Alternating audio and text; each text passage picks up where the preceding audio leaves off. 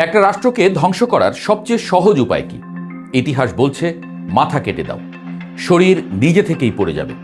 সাম্রাজ্যবাদী যুদ্ধনীতির এই সূত্র নতুন নয়। রোমানরা এই সূত্র আবিষ্কার করে, ব্রিটিশরা ব্যবহার করেছে বছরের পর বছর। বর্তমান আধুনিক যুগে সেটাকে প্রযুক্তির মোড়কে সাজিয়ে যুক্তরাষ্ট্র এবং ইসরায়েল এখন ব্যবহার করছে।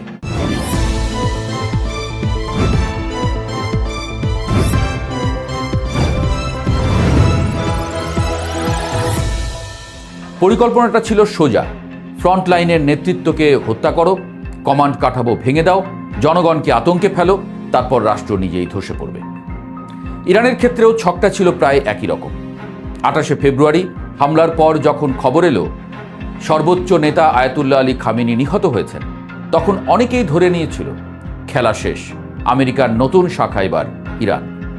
বিশ্লেষকরা টেলিভিশন স্টুডিওতে বসে ভবিষ্যৎবাণী করছিলেন কয়েকদিনের মধ্যেই তেহরানে ক্ষমতার শূন্যতা তৈরি হবে, সেনাবাহিনী বিভক্ত হবে আর জনগণ রাস্তায় নেমে সরকার উৎখাত করবে। বিশ্লেষক আর মোসাদের গোয়েন্দা সংস্থাকে বৃদ্ধাঙ্গুলি দেখিয়ে ইরান এখনও টিকে আছে। যুদ্ধের 1 মাস পার হয়ে গেছে, শহর ধ্বংস হয়েছে, হাসপাতাল ও শিক্ষা প্রতিষ্ঠান লক্ষ্যবস্তু হয়েছে, শীর্ষ কমান্ডাররা একে একে নিহত হয়েছেন। তবুও ইরানের রাষ্ট্র ব্যবস্থা ভেঙে পড়েনি, বরং কোথাও কোথাও তাদের প্রতিরোধ আরও তীব্র হয়েছে। প্রশ্নটা তাই এখন উল্টো, ইরান কিভাবে এখনো দাঁড়িয়ে আছে? এই প্রশ্নের উত্তর খুঁজতে গেলে বুঝতে হবে ইরানকে শুধু একটি রাষ্ট্র হিসেবে দেখলে ভুল হবে। ইরান আসলে একটি বহুস্তরীয় কাঠামো, যেখানে ক্ষমতা ব্যক্তি নয় ব্যবস্থার মধ্যে ছড়িয়ে দেওয়া হয়। ইরানের রাজনৈতিক ব্যবস্থা বাইরে থেকে দেখলে ধর্মতাত্ত্বিক মনে হয়, কিন্তু ভেতরে এটি এক ধরনের জটিল ক্ষমতার জাল। সর্বোচ্চ নেতা অবশ্যই কেন্দ্রীয় প্রতীক, কিন্তু রাষ্ট্রের প্রতিটি স্তরে বিকল্প নেতৃত্ব প্রস্তুত রাখা হয়েছে, যেন দাবার বোর্ডে মন্ত্রী পড়ে গেলেও খেলাটা থেমে না যায়। এই জায়গাতেই আসে ইসলামিক বিপ্লবী গার্ড কর্পস। অনেক বিশ্লেষক একে রাষ্ট্রের ভেতরের রাষ্ট্র বলেন, কারণ এটি শুধু সেনাবাহিনী নয়, অর্থনীতি, গোয়েন্দা কার্যক্রম, অভ্যন্তরীণ নিরাপত্তা, এমনকি আদর্শিক নিয়ন্ত্রণ সবকিছুই তাদের উপস্থিতিতে হয়। যুদ্ধে তাদের বহু কমান্ডার নিহত হয়েছেন, কিন্তু এই গার্ডসের কাঠামো এমনভাবে তৈরি যে একজন নিহত হলে সঙ্গে সঙ্গে আরেকজন দায়িত্ব নিয়ে নেয়। এখানে নেতৃত্ব কোনো ব্যক্তিগত ক্ষমতা নয়, এটি একটি ধারাবাহিকতা। যে কারণে বাইরে থেকে মনে হয় নেতৃত্ব ধ্বংস হয়েছে, কিন্তু ভেতরে যুদ্ধটি বা যন্ত্রটি চালু থাকে।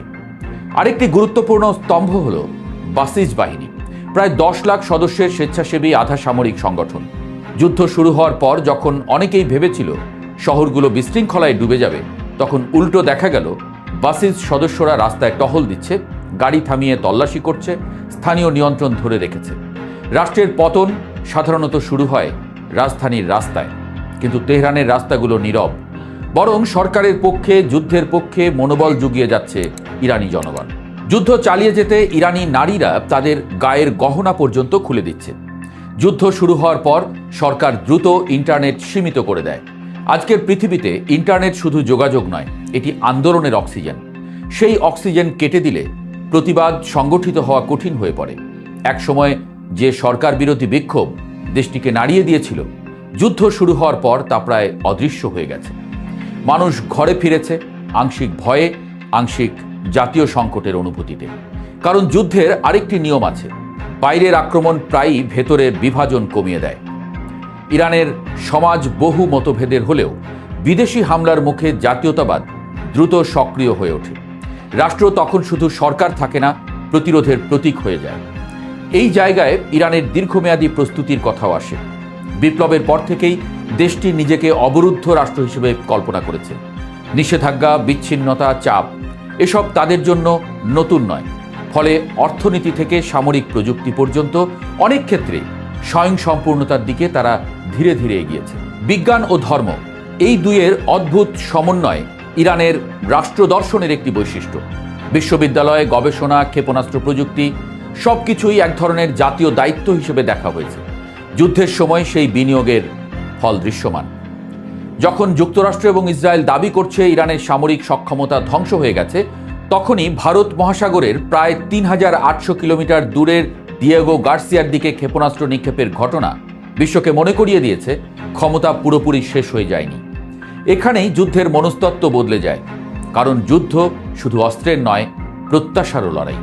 যদি শত্রু দ্রুত ভেঙে পড়ে তাহলে বিজয় সহজ, কিন্তু যদি সে টিকে থাকে তখন আক্রমণকারীর পক্ষে কৌশলই প্রশ্নের মুখে পড়ে। ইরানের ক্ষেত্রে সেটাই ঘটেছে। আরেকটি বড় কারণ আন্তর্জাতিক সমীকরণ। চীন ও রাশিয়া সরাসরি যুদ্ধে না নামলেও কূটনৈতিক এবং কৌশলগতভাবে ইরানকে একেবারে একা হতে দেয়নি।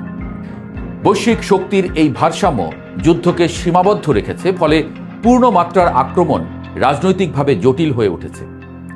নতুন সর্বোচ্চ নেতা মোস্তফা খামেনি জনসম্মুখে খুব কম দেখা দিচ্ছেন, এই নিয়ে গুঞ্জন আছে। কিন্তু প্যারাডক্স হলো তার এই অনুপস্থিতি হয়তো নিরাপত্তা কৌশলের অংশ। নেতৃত্ব যত অদৃশ্য, লক্ষ্যবস্তু করা ততই কঠিন। এখন সবচেয়ে বড় প্রশ্ন, এই যুদ্ধ পরিচালনা করছে কে? একজন ব্যক্তি নয়, বরং একটি প্রতিষ্ঠানগত স্মৃতি। ইরান, লেবানন, লিবিয়া, বাহরাইন, তিউনিসিয়ার মতো দেশগুলো ছিল একনায়কতন্ত্র এবং পরিবারতন্ত্র। ফলে শুধুমাত্র তাদের সরিয়ে ফেলতে পারলেই সেই দেশকে নিজের কবজায় আনা যেত সহজে। কিন্তু এখানেই ইরান আলাদা।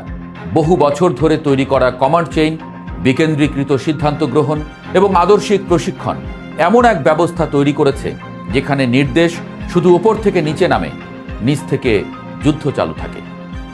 ইরান একজন নেতার রাষ্ট্র নয়, এটি একটি অভ্যাসে পরিণত রাষ্ট্র, যেখানে প্রতিরোধ একটি রাজনৈতিক নীতি নয়, সামাজিক সংস্কৃতি। ইসরায়েল এবং যুক্তরাষ্ট্র হয়তো ভেবেছিল নেতৃত্ব ধ্বংস করলে রাষ্ট্র থেমে যাবে, কিন্তু তারা সম্ভবত একটি মৌলিক বিষয় অবমূল্যায়ন করেছে। কিছু রাষ্ট্র ব্যক্তি দিয়ে নয়, ধারণা দিয়ে চলে, আর ধারণাকে বোমা মেরে ধ্বংস করা কঠিন। যুদ্ধ এখনো শেষ হয়নি, সামনে কি ঘটবে কেউ নিশ্চিত নয়। কিন্তু 1 মাসের অভিজ্ঞতা অন্তত একটি বিষয় পরিষ্কার করেছে, ইরানের শাসন ব্যবস্থা কেবল ক্ষমতার কাঠামো নয়, এটি দীর্ঘ প্রস্তুতি, আদর্শিক সংগঠন, নিরাপত্তা যন্ত্র এবং জাতীয় মনস্তত্ত্বের সমন্বয়। যে রাষ্ট্র নিজেকে সবসময় অবরুদ্ধ মনে করে, সেই রাষ্ট্রকে ভাঙা কঠিন। আর হয়তো এই কারণেই নেতারা নিহত হওয়ার পরও যুদ্ধ চলছে সমান গতিতে, কখনো আরও তীব্র হয়ে। শেষ পর্যন্ত প্রশ্নটা শুধু ইরান নিয়ে নয়, প্রশ্নটা আধুনিক যুদ্ধের প্রকৃতি নিয়ে।